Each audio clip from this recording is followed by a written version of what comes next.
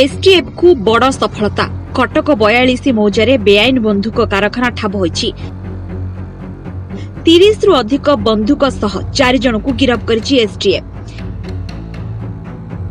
दीर्घ दिनरु एठारे बेआईन भावे बंधुक तैयारी करा जाउथला। राज्यर विभिन्न अंचल को सप्लाई मध्य करा जाउथला।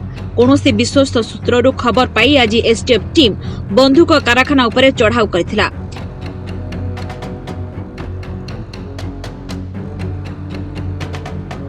सेठारु 30 रु अधिक बेआईन बंधुक जबत करबा सह 4 जन को गिरफ्त करिछि। Bureau report Koraput media.